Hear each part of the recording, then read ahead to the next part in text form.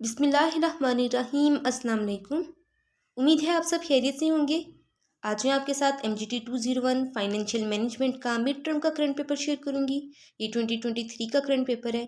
इसको देख के आपको आइडिया हो जाएगा कि हमारे पेपर में किस टाइप के क्वेश्चंस आएंगे। मींस के हैंडआउट्स में से आएंगे या पास्ट पेपर्स में से आएंगे और नंबर्स की क्या सेटिंग होगी। तो देखें, टोटल 38 मार्क्स का आपका पेपर है, जिसमें से 22 मार्क्स के आपके MCQs हैं। मीन्स के 27 आपको MCQs दिए गए होंगे और आपने जस्ट बीच में से 22 करने होंगे। और 3 शॉर्ट क्वेश्चन दिए गए होंगे, 2 क्वेश्चन करने होंगे, 1 क्वेश्चन की चॉइस होगी और 3 मार्क्स का 1 शॉर्ट क्वेश्चन होगा। Same as it is 3 long question होंगे, 2 अटेम्प्ट करने होंगे, 1 क्वेश्चन की चॉइस होगी और 5 मार्क्स का 1 लॉन्ग क्वेश्चन होगा। तो पहले हम देख लेते हैं कि जो हमारा 22 मार्क्स का पेपर है, मीन्स के 38 में से जो आधे से ज़्यादा रेशियो है ना, वो हमारे MCQs का है। ये कहाँ से आता है? मैंने बहुत से स्टूडेंट को कहते हुए सुना है कि पास्ट पेपर में से आता है। अरे नहीं, MGT 201 है, इतना आसान सब्जेक्ट है। यकीन जाने 1 घंटा मुश्किल होगा आपको इस सब्जेक्ट की प्रिपरेशन करने के लिए। जस्ट आपको 2 चीज़ों की ज़रूरत है, clarity of mind and clarity of thoughts. अगर आपके पास ये दोनों चीज़ें हैं तो 1 घंटा भी बहुत होगा आपके सब्जेक्ट की बहुत अच्छी तैयारी करने के लिए। और मैं आपको यही रेकमेंड करूँगी कि आप अपने हैंडआउट्स को पढ़ें, क्योंकि 10-15 साल पहले वाली फाइल्स में से कोई भी आपको पेपर उठा के नहीं देगा।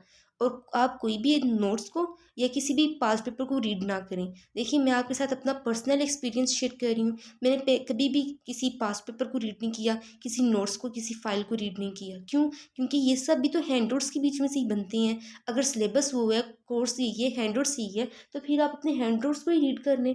ये सब चीज़ें भी तो उसके हैंडआउट्स के बीच में से ही बनती है ना, पास्ट पेपर्स, नोट्स, फाइल। और हर एक का अपना आइडिया होता है, किसी को क्या चीज़ इंपॉर्टेंट लगती है, किसी को क्या चीज़ इंपॉर्टेंट लगती है। अगर आप यकीन जाने, मेरी माने ना, आप एक बार करके देखिए, मैं गारंटी के साथ कहती हूँ, आप करके देखें कि आप अपने हैंडआउट्स को रीड करें, आपके दिल को इतना सुकून होगा, इत्मीनान मिलेगा कि बस मैंने तैयारी की हुई है।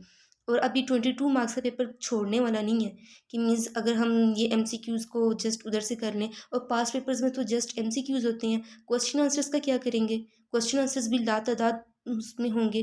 टोटल 199 आपकी फाइनल और मिड टर्म के पेजेस मिला के इसका कोर्स बन रहा है MGT 201 का। तो आपको मैं यही रिकमेंड करूँगी, मेरी सजेशन आपको यही है, फेयर एडवाइस यही है कि काइंडली अपने हैंडआउट्स को पढ़ें। कोई भी आपको 10-15 साल पहले की जो फाइल्स हैं उनमें से उठा के पेपर नहीं देगा। यकीन जाने 1 घंटा लगेगा आपका और आपके पेपर बहुत अच्छे से हो जाएगा। जब रिज़ल्ट आता है ना, तो हम कहते हैं कि काश हमारा वो वाला MCQ सही हो गया होता, वो वाला क्वेश्चन सही हो गया होता, तो हमारा इतना अच्छा CGPA आ जाता। मैं इस वजह से बार-बार कह रही हूँ कि आपको पछताना ना पड़े।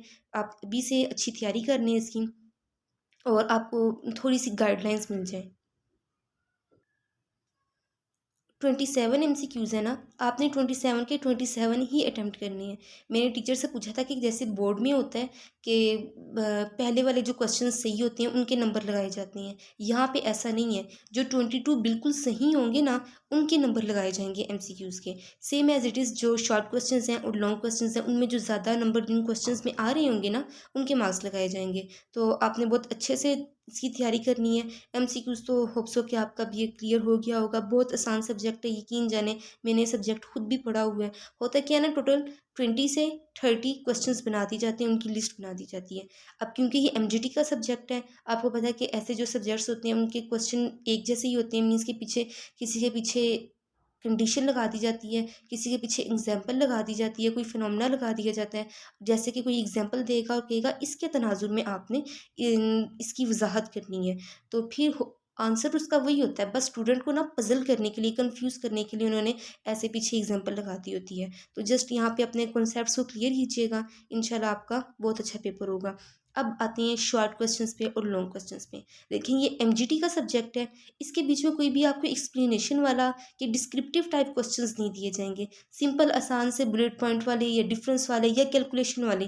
कैलकुलेशन भी लंबी चौड़ी नहीं, बल्कि सिंपल सी जो 3 से 4 लाइनों में हो जाती है ना, बस वो वाली कैलकुलेशन आपको दी जाएगी। तो हम शॉर्ट क्वेश्चंस को देखते हैं। Calculate inventory turnover in days, ITD। अब आपने I से इन्वेंट्री और T से टर्नओवर, D से डेज, तो फिर आपने ये कैलकुलेट करना है। बहुत इंपॉर्टेंट क्वेश्चन है। अब मैं यही कहूँगी कि अपने कॉन्सेप्ट्स को क्लियर करके जाएं। Question number 2, difference between gross working capital and net working capital. जब आप अपने पेपर सॉल्व कर रहे होंगे ना, आप मुझे याद करेंगे और दुआएं देंगे कि वाकई इस बंदी ने हमारा भला कर दिया। अगर आप इन टिप्स को फॉलो करेंगे ना, इंशाल्लाह आपका पेपर बहुत अच्छा होगा।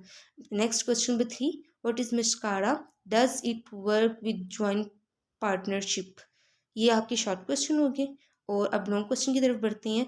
कैलकुलेट ट्रेड साइकिल बहुत इंपॉर्टेंट टॉपिक है, तकरीबन 3 पेपर्स में, 3 से 4 पेपर्स में मैं ये इसको देख चुकी हूँ ट्रेड साइकिल वाले को। और ये जो कैलकुलेट करने वाली चीज़ें होती हैं ना, याद रखिएगा लाजमी 1 या 2 क्वेश्चन इसके शॉर्ट में भी आते हैं और लॉन्ग क्वेश्चन में तो लाजमी कैलकुलेट करने वाला आता है। एमजीटी का सब्जेक्ट है। देखिए जिस तरह सीएस के सब्जेक्ट में जब तक प्रोग्रामिंग को आप टच नहीं करते तो पास होना बहुत मुश्किल हो जाता है। इसी तरह एमजीटी के सब्जेक्ट में जब तक आप ये कैलकुलेशन वाले सब्जेक्ट्स को क्वेश्चंस को नहीं टच करते, उनको सॉल्व नहीं करते, अटेम्प्ट नहीं करते, तो आपके लिए यहाँ पे भी पास होना मुश्किल हो जाता है। तो काइंडली यहाँ पे अपना कॉन्सेप्ट क्लियर कीजिएगा।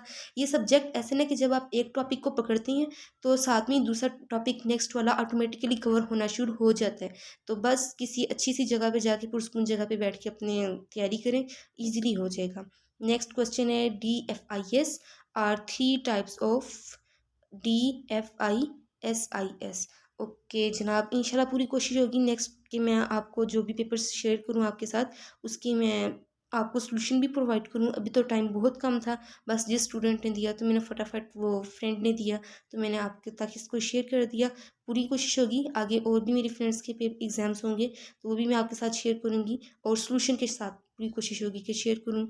और जब आप ये सब काम कर लेना तो लास्ट में लाजमी 2 नफल पढ़ के जाइएगा, अल्लाह ताला से दुआ करके जाइएगा। इंशाल्लाह गारंटी देती हूँ कि आपका पेपर बहुत अच्छा होगा। ना अच्छा हुआ तो यही मेरी वीडियो है, इसके नीचे कमेंट करके लाजमी कहिएगा कि मैम आपकी वजह से हमारा पेपर अच्छा नहीं हुआ या ये पेपर अच्छा नहीं हुआ।